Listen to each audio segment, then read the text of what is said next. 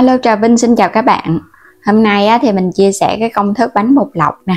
Bên ngoài thì mềm, dai, bên trong thì kết hợp nhân thịt ngon lắm. Thì bây giờ mời các bạn mình cùng vào bếp để thực hiện luôn ha. Đầu tiên là mình dùng một chén bột gạo 150g, 50g bột mì hay là bột mì đa dụng, cùng với 100g bột năng nha. Thêm tí xíu muối nữa nè.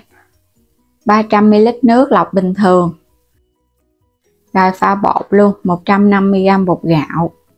Tiếp theo là mình có muối, còn phần bột còn lại thì chút xíu nữa mình mới cho vô ha. 300ml nước. Khuấy đều lên, cho cái phần bột gạo của mình nó tan trước. Đây cũng chính là cái cách mà mình làm bột dễ nhất nè. Cho hết vào trong chảo nha. Nếu mà bột không có tan thì các bạn lọc nó qua rây rồi để yên cho nó nghỉ một chút.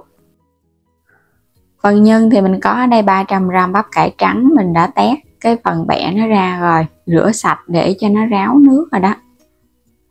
Còn này là thịt ba rọi và tép. Thịt này mình cắt lát mỏng mỏng ra ha, cho nó có mỡ thịt vậy nè, ăn nó mới ngon, nó không ngán. Tép thì cắt đầu cắt đuôi rửa sạch, nếu mà có cọng chỉ thì các bạn lấy ra. Ở đây mình dùng tép xong á, tép đất nên nó không có cọng chỉ.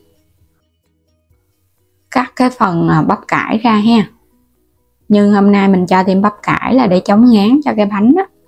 Hoặc là các bạn có thể biến tấu tùy ý Mình sẽ cắt ra cho nó hơi nhỏ chút xíu nữa. Chút nữa các bạn xào nó sẽ xèo lại thì mình gắp vào trong cái bánh nó dễ hơn. Cho dầu vào trong chảo.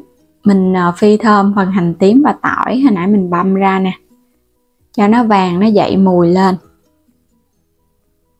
Rồi bây giờ các bạn cho thịt và tép vô xào. Tép nếu mà các bạn dùng con lớn thì mình lột vỏ nha. Gia vị mình có muối, đường, bột ngọt và hạt nêm. Các bạn nêm vừa ăn thôi, đừng có mặn quá. Xóc đều lên cái cho gia vị nó ngấm. Rồi cho tiếp cái bắp cải đã sắc vô. Hôm nay mình không có dùng cà rốt, cho cái phần nhân nó nổi cái con tép lên á. Còn các bạn thích cà rốt thì cứ cho vô ha, cho nó ngọt ngon cũng không sao. Rồi mình sẽ thêm vào trong đây hành lá sắc nhỏ. Xào đều lên cái nữa là được rồi. Phần nhân của mình không cần phải chín quá nha, nó chín vừa tới thôi, chút mình còn hấp bánh nữa. Quay trở lại bột, mình thêm muỗng canh dầu. Bắt lên trên bếp, các bạn khuấy với lửa vừa nha. Bột để nghỉ nãy giờ khoảng 10 phút Khuấy đều để cho nó đặc lại. Mình không có cho bột năng vào trước cho nên nó là cũng dễ khuấy lắm. Khuấy chút xíu bột bắt đầu có hiện tượng nó đặc rồi. Các bạn sẽ thấy nó hơi nặng tay một chút. Mình vẫn tiếp tục khuấy nha, có dầu thì cũng dễ lắm, nó không dính. Rồi bột của mình vậy là thành công rồi ha. Nó đặc lại vậy nè, nó không còn bột ướt nữa đó. Tắt bếp mình nhắc xuống luôn. Bột còn nóng thì các bạn cho tiếp 100g bột năng cùng với 50g bột mì. Mình trộn đều lên. Bột nóng sẽ giúp cho hai loại bột khô mình cho vô nó kết dính. Bột sau này mình cho cái phần này vô sau thì giúp cho bột của mình nó dễ lấy trùng. Nó còn ấm ấm thì các bạn nhồi luôn ha. Đừng có để nó nguội khó nhồi lắm, bột nó bị cứng lắm. Mình nhồi chút xíu là nó quyện Phần bột và phần nước mình cho vô đây là rất là vừa rồi, nên các bạn đừng có sợ nó bị khô. Vậy là đã xong, một khối bột dẻo mịn, không khô cũng không nhão nữa. Rắc chút xíu bột khô ra cái mặt phẳng. Bột khô này các bạn có thể dùng một trong 3 loại bột để pha ở trong phần bột cũng được nha. Mình dùng ở đây bột năng cho cái bánh nó trong. Xe ra xong rồi mình sẽ cắt nha. Mỗi một viên bột là một cái bánh. Thích bánh lớn hay bánh nhỏ mà các bạn cứ chia. Đây là những cái dụng cụ làm bánh nhà bếp mình có bán ở trong kênh thì mời các bạn bấm vào góc trái video xem và mua ủng hộ mình với nha. Mình nhớ phủ thêm bột để khi mà bánh không có bị dính vào nhau đó. Làm kiểu này rất là nhanh. Mỗi một cái cục bột các bạn đè dẹp qua để qua một bên. Xong rồi cái mình chỉ cần cán mỏng lại cái là được rồi. Nó dễ cán lắm, bột mềm Cán rồi để qua một bên. Cái kích thước cán cũng đừng có lớn quá nha, lớn quá chút ra nó rỗng cái bánh không ngon. Đây phần nhân mình để cho nó ráo nước, đừng có cho ướt nước thì cho vào trong bánh không bị nhão. Các bạn cứ múc như mình cho vô nha. Có thịt nè, có tép nè, rồi có thêm bắp cải nữa, phần nhân ngọt dữ lắm. Túm cái mép này lại. Nếu như mà nó có hơi khô thì các bạn thoa chút xíu nước vào cái mép bột cho nó dính chặt ha. Nó không bị bung. Nhớ đè nó sát vô. Vậy là xong một cái bánh xíp vừa nhanh vừa gọn. Làm tương tự ha. Làm xong hết rồi thì các bạn có thể đem luộc hoặc là đem hấp.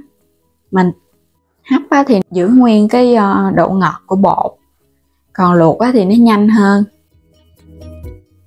Mình sẽ hấp. Tại vì bánh của mình làm là nó vừa ăn rồi, luộc nó cũng hơi mềm á. Nước trong nồi cũng sôi thì mình hấp khoảng 10 phút. Đủ thời gian là mình tắt bếp là bánh nó chín. Khi mà lấy bánh ra các bạn nhớ thoa lên trên mặt bánh lớp dầu ăn nha, cho nó đừng có bị dính, rồi cái mình gỡ nhẹ ra. Chờ cho bánh nguội thì hả gỡ, chứ đừng có gỡ nhanh quá. Tại hồi nãy mình xếp chồng lên nhau nè. Nếu mà kỹ hơn thì các bạn cứ hấp từng lớp thì bánh nó không dính.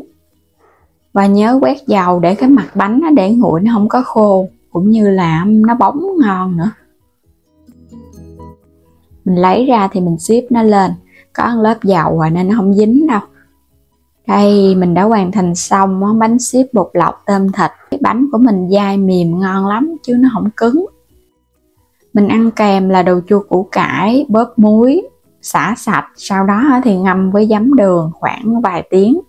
Hoặc là mình cho vào tủ lạnh một ngày cho nó thấm ngon ha. Ăn kèm cái này thì không bao giờ bị ngán luôn á. Hoặc là các bạn ăn thêm dưa leo sắc nhỏ, rau thơm cũng ngon nữa. Ăn này thì mình thêm nước mắm chua ngọt nữa là ngon lắm rồi. Bánh mềm mại, có thể kết hợp với nhân ngọt hoặc là nhân mặn gì cũng ngon nha. Bánh này mà các bạn làm nhân đậu xanh ăn nước cốt dừa cũng ngon lắm á. Hết sảy luôn. Nhân mặn thì mình ăn được no và nó không có ngán, còn nhân ngọt thì ăn chơi thôi. Làm sẵn cái bánh này, khỏi cần nấu cơm, mình ăn luôn, cũng no bụng mà đầy đủ dinh dưỡng luôn ha. Vừa có rau củ vừa có tinh bột. Bữa nào làm biếng nấu cơm mà thèm bánh thì các bạn cứ áp dụng, ăn ngon lắm các bạn. Hấp dẫn quá chừng luôn. Tép và thịt mình xào phần nhân nó ngọt ngay nó không có bị xảm đâu.